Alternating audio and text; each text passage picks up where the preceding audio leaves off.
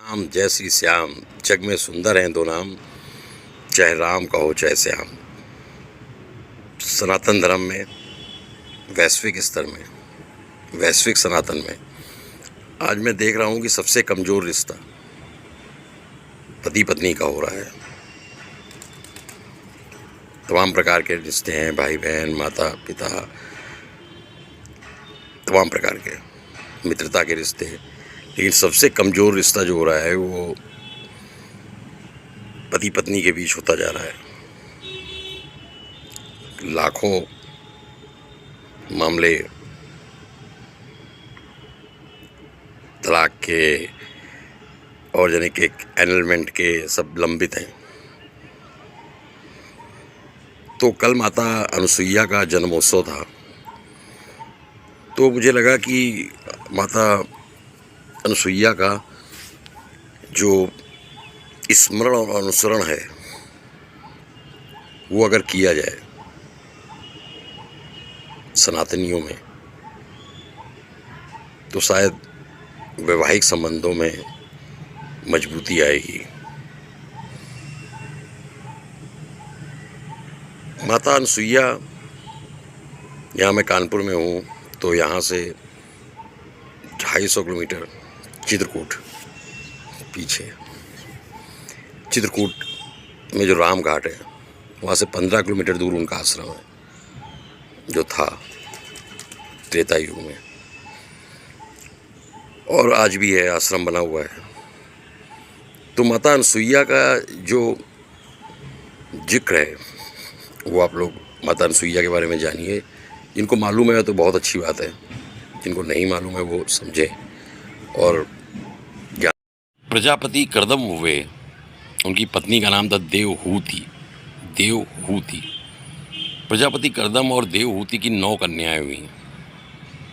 उनमें से एक कन्या माता अनुसुईया थी।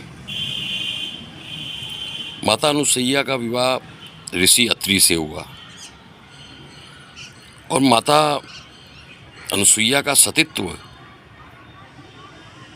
इतना प्रभावशाली था कि जब ऊपर से देवता लोग भी गुजरते थे तो उनके तेज से प्रभावित हो जाते थे, इतना तेज था। एक बार क्या हुआ कि स्वर्ग में माता लक्ष्मी, माता पार्वती और ब्रह्माणी तीनों लड़ने लगी। हम तीनों में सबसे बड़ा सती कौन है, सतीत्व तो सबसे ज़्यादा किस में है। तो ये हुआ कि ब्रह्मा विष्णु महेश से पूछा जाए, तो नारद जी आए, क्योंकि वो विचार कर रहे थे भाई इन तीनों में लक्ष्मी पार्वती, माता लक्ष्मी, पार्वती माता और ब्रह्माणी, इनमें किसका सतीत्व सबसे ज़्यादा तेज बोला जाए। तो कि सतीत्व जो है वो माता अनुसुईया का सबसे विशाल है, प्रभावशाली है। तो अब 6 लोग सुन रहे थे, ब्रह्मा विष्णु महेश और तीनों देवियाँ। फिर ये निर्णय हुआ कि परीक्षा ली जाए, ऐसे कैसे बोल रहे हैं कि उनका सतीत्व सबसे विशाल और सबसे बड़ा है, प्रभावशाली है, उत्कृष्ट है, विशिष्ट है। तो ब्रह्मा विष्णु महेश तीनों जो है एक सुंदर साधु के रूप में, नवयुवक साधु के रूप में सुंदर, माता अनुसुईया का परीक्षा लेने पहुँचे। माता अनुसुईया के दरवाजे में जाकर बोले कि हमें भिक्षा दो। माता अनुसुईया ने, जो कि अत्रि मुनि के आश्रम में थी, उनका आपको देंगे भिक्षा, बताइए। तो उन्होंने कहा कि आप, चूँकि उनको सतीत्व की परीक्षा लेनी थी, उनका आप पूर्ण नग्न होकर आइए और हम लोगों को अपनी गोद में बैठाल कर आप फिर जो भी स्तनपान कराएं या जो भी खिलाएंगी वो हम लोग खाएंगे। माता चौंक गई। ये कैसे हो सकता है कि मैं नग्न होकर आऊँ, इन तीनों गोद में बैठा हूँ और फिर इनको कुछ इनकी क्षुद्रा शांत करूँ। माता अंदर गई और महामाया, क्योंकि भगवान से ऊपर भी एक शक्ति है, उससे प्रार्थना करने लगी कि अगर मेरा सतीत्व पवित्र है तो आप मुझे कोई हुआ। और उनको ऐसी शक्ति प्राप्त हुई कि माता बाहर गई, माता अनसुईया, और उन्होंने तीनों बिच्छुओं को, तीनों साधुओं को छोटे छोटे 3 शिशु बना दिए और उन 3 शिशुओं को गोद में लेकर, जैसी उनकी इच्छा थी, स्तनपान कराया। तो ऐसी हैं तो है हमारी माता अनसुईया, ऐसी थी हमारी माता अनसुईया। अभी इतनी शक्तिशाली तो फिर हाँ सिद्ध हो गया ब्रह्मा विष्णु महेश में कि, और तीनों देवियों में भी, कि सबसे जो सर्वश्रेष्ठ सती हैं वो हैं माता अनसुईया पूरे ब्रह्मांड में।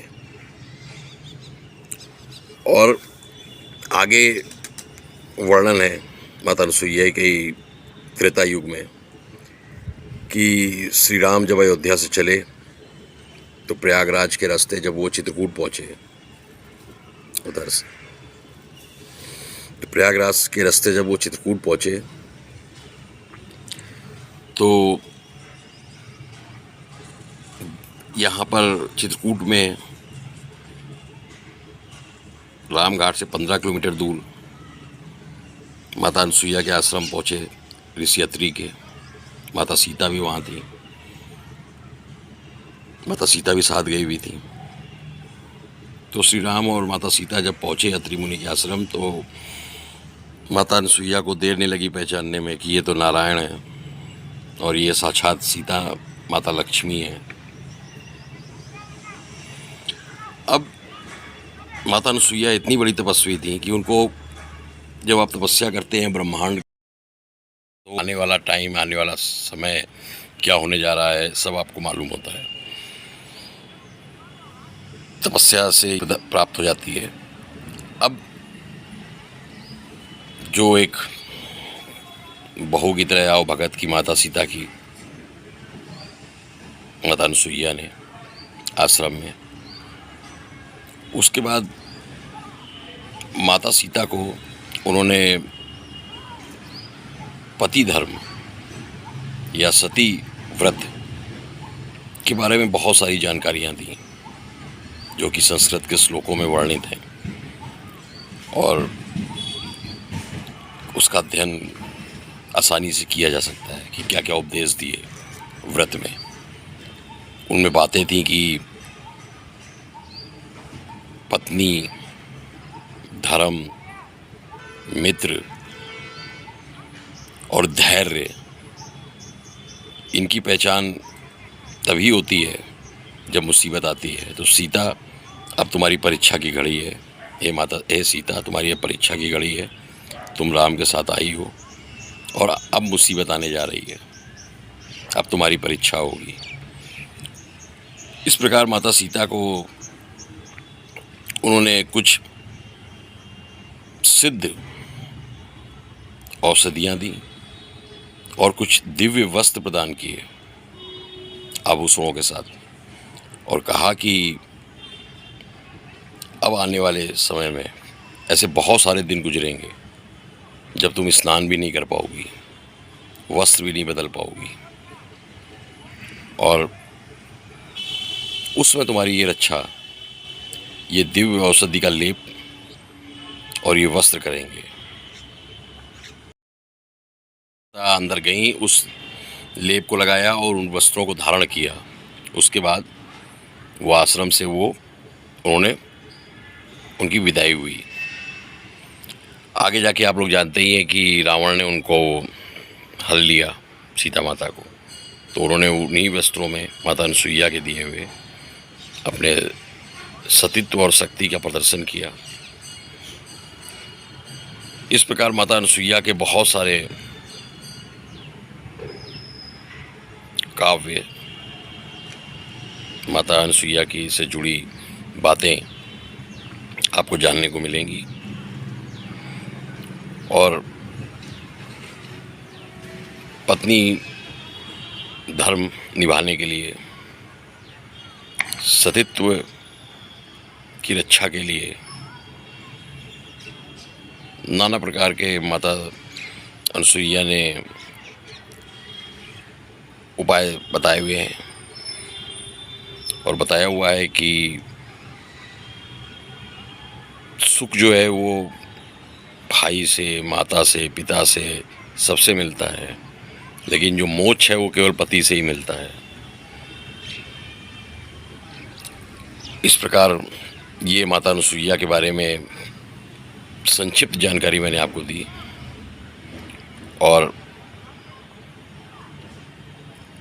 बहुत महत्वपूर्ण है कि ये माता अनुसुईया का प्रचार प्रसार, अनुसरण, स्मरण हम आज के समय में करें, जिससे सनातन धर्म में वैवाहिक संबंध जो हैं वो अधिक से अधिक मजबूत हों। जय श्री श्याम, हारे का सारा, बाबा श्याम हमारा।